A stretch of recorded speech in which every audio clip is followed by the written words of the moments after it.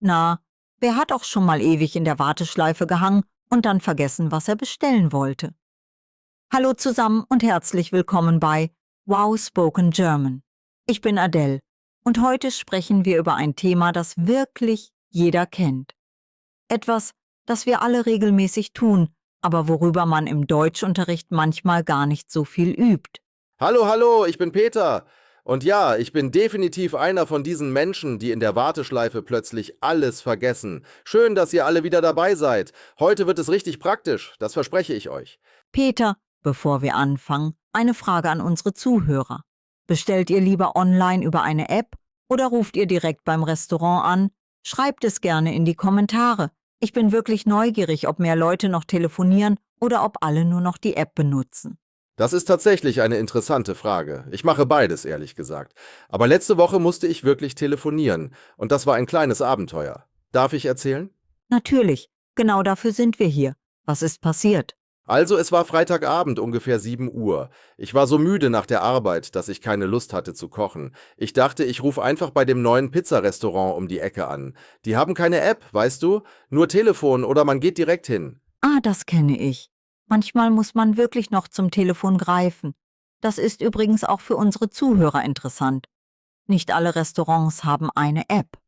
Gerade kleinere familiäre Restaurants arbeiten oft noch mit dem guten alten Telefon. Genau so war das. Also habe ich die Nummer gesucht, kurz gewartet und dann hat jemand abgenommen. Nach gefühlten 3 Minuten Warteschleife, muss ich sagen.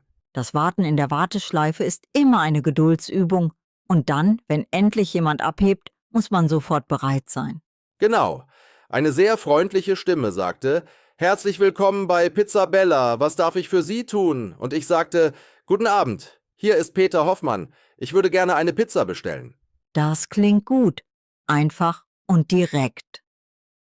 Übrigens, Leute, wenn ihr in Deutschland anruft, ist es sehr üblich, sich zuerst zu melden und zu sagen, wer man ist.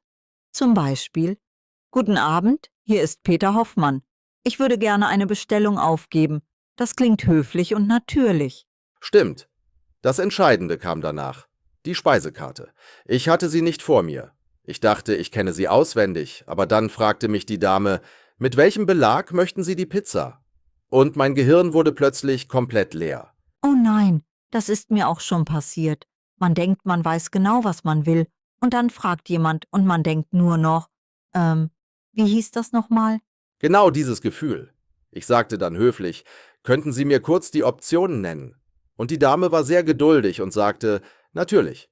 Wir haben Margherita, Salami, Thunfisch, 4 Käse, Hawaii und unsere Tagesspezialität. Sehr schön. Und für unsere Zuhörer, das ist ein sehr nützlicher Satz. Könnten Sie mir die Optionen nennen? Oder auch, was haben Sie auf der Karte? Das klingt natürlich und ist vollkommen normal in einem Telefongespräch. Ich wollte eigentlich Salami, aber als sie Hawaii sagte, dachte ich: das klingt auch gut. Also fragte ich: Was ist denn heute die Tagesspezialität? Sehr klug. Immer nachfragen, wenn man nicht sicher ist. Das ist übrigens ein toller Tipp fürs Deutsche. Wenn ihr etwas nicht genau verstanden habt oder mehr Informationen möchtet, fragt einfach nach. Ihr könnt sagen, könnten Sie das bitte wiederholen oder können Sie das genauer erklären? Das ist nie unhöflich. Super Tipp, Adele.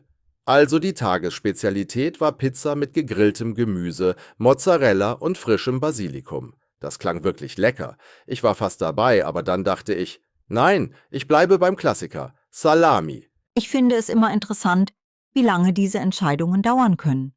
Auch bei unseren Zuhörern. Wie lange braucht ihr, um euch zu entscheiden, wenn ihr etwas bestellt? Seid ihr schnelle Besteller oder denkt ihr lange nach? Schreibt es uns in die Kommentare. Ich denke definitiv zu lange. Also, ich bestellte eine große Salami-Pizza. Dann fragte die Dame: Möchten Sie noch etwas dazu? Vielleicht einen Salat oder ein Getränk? Und was hast du gesagt? Ich hätte wahrscheinlich ja gesagt, wenn ich ehrlich bin. Ich auch. Ich dachte kurz nach und sagte: Ja, ich hätte gerne auch noch eine Portion Knoblauchbrot, bitte. Und dann kam die nächste wichtige Frage: Ihre Adresse bitte? Ah, das ist immer ein spannender Moment. Vor allem, wenn man seinen Straßennamen am Telefon buchstabieren muss. Habt ihr das schon mal gemacht? Meine Straße heißt Rosenthaler Straße. Das ist eigentlich kein schwieriger Name, aber am Telefon klingt alles anders. Die Dame fragte: Wie schreibt sich das bitte?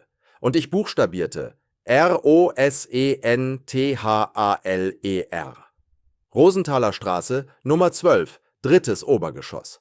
Gut gemacht. Übrigens, für unsere Zuhörer, in Deutschland benutzt man manchmal das sogenannte Buchstabieralphabet. Das heißt, für A sagt man Anton, für B sagt man Bertha, für C sagt man Cäsar und so weiter. Das hilft sehr, wenn man etwas am Telefon buchstabieren muss und die Verbindung nicht ganz klar ist. Das stimmt. Ich benutze das auch manchmal. Jedenfalls, nachdem ich meine Adresse durchgegeben hatte, fragte die Dame, auf welchen Namen lautet die Bestellung? Und da sagst du natürlich deinen Namen. Ja, ich sagte, auf den Namen Peter Hoffmann. Und dann kam die entscheidende Frage, bezahlen Sie bar oder mit Karte? Das ist eine wichtige Frage. Früher war es fast immer nur bar möglich, aber das hat sich geändert. Was hast du geantwortet? Ich sagte, ich würde gerne mit Karte bezahlen. Ist das möglich? Und sie bestätigte sofort.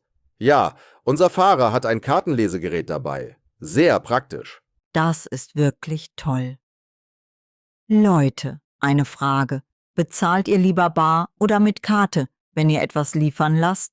Schreibt es in die Kommentare. Am Ende der Bestellung wiederholte die Dame alles noch einmal. Sie sagte, eine große Salami-Pizza und eine Portion Knoblauchbrot, geliefert an die Rosenthaler Straße Nummer 12, drittes Obergeschoss, auf den Namen Peter Hoffmann, Zahlung per Karte. Stimmt das so?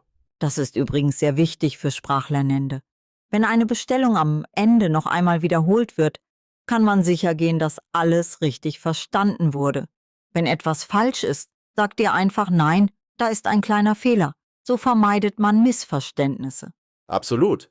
Und wenn alles stimmt, sagt man, ja, das ist korrekt. Vielen Dank. Genau das habe ich gemacht. Dann fragte ich noch, wie lange dauert die Lieferung ungefähr? Sie antwortete, ungefähr 35 bis 45 Minuten. Sehr gut. Und dann habt ihr euch verabschiedet? Genau. Ich sagte, vielen Dank, das war alles. Auf Wiederhören. Und sie antwortete freundlich, auf Wiederhören und guten Appetit im Voraus. Wunderschön. Das ist auch ein schöner Satz. Guten Appetit im Voraus. Das sagt man, wenn man weiß, dass jemand bald essen wird. Merkt euch das. Und dann kam die Pizza. Hier kommt das Beste. Nach genau 30 Minuten klingelte es an der Tür. Sogar früher als angekündigt. Das ist doch wunderbar. Und war die Pizza gut? Das ist natürlich die wichtigste Frage. Absolut köstlich. Frisch, warm, knusprig, genau richtig. Das Knoblauchbrot war auch fantastisch. Freitagabend auf dem Sofa mit einer perfekten Pizza, was will man mehr? Das klingt nach einem perfekten Abend. Ich glaube, viele von unseren Zuhörern kennen solche Situationen. Telefonisch zu bestellen ist eine gute Übung auf Deutsch. Es klingt einfach, aber wenn man eine Fremdsprache lernt, kann so ein Gespräch am Anfang etwas stressig sein. Ja, man kann die Person nicht sehen, man hat keine Zeit zum langen Nachdenken und man muss klar und deutlich sprechen. Deshalb wollen wir mit euch kurz die wichtigsten Sätze zusammenfassen. Super Idee. Also wenn jemand ans Telefon geht und fragt, was darf ich für Sie tun, dann antwortet ihr, ich möchte gerne eine Bestellung aufgeben. Das ist höflich und klar. Und wenn ihr etwas nicht verstanden habt, könnten Sie das bitte wiederholen? Oder wenn ihr mehr Infos möchtet, könnten Sie mir die Optionen nennen? Das klingt sehr natürlich. Wenn man nach der Adresse gefragt wird, sagt man zum Beispiel, ich wohne in der Rosenthaler Straße, Haus Nummer 12, im dritten Obergeschoss. So ist alles klar für den Lieferfahrer. Und zum Schluss verabschiedet man sich freundlich. Vielen Dank, auf Wiederhören. Das klingt nett und abschließend. Super zusammengefasst. Habt ihr das alles mitgeschrieben, Leute? Ihr könnt diese Sätze laut wiederholen, während ihr zuhört. Das hilft wirklich beim Lernen. Laut sprechen ist so wichtig. Genau. Viele Lernende lesen viel, aber sprechen zu wenig. Traut euch. Auch wenn es sich komisch anfühlt, einfach laut üben. Und noch etwas. Macht euch keine Sorgen wegen eines kleinen Akzents oder kleiner Fehler. In Deutschland sind die Menschen im Allgemeinen sehr freundlich und verständnisvoll, wenn jemand versucht, Deutsch zu sprechen. Die meisten freuen sich sogar, wenn man ihre Sprache benutzt. Das kann ich bestätigen. Und jetzt haben wir noch eine Frage für euch. Was bestellt ihr am liebsten, wenn ihr etwas liefern lasst? Pizza, Sushi, Burger? Schreibt es in die Kommentare. Und noch eine kleine Übung für euch zu Hause. Stellt euch vor, ihr ruft bei einem Restaurant an. Schreibt einen kleinen Dialog in den Kommentaren, wie ihr die Bestellung aufgeben würdet. Auch Anfänger sind herzlich eingeladen mitzumachen. Das ist eine großartige Idee. Ich bin gespannt, was ihr schreibt. Und denkt daran, Fehler sind Teil des Lernprozesses. Niemand spricht von Anfang an perfekt. Absolut. Deutsch lernen macht viel mehr Spaß, wenn man es auch wirklich benutzt. Und wenn ihr Themenvorschläge habt, was ihr auf Deutsch üben möchtet, schreibt es uns. Wir freuen uns immer über eure Ideen.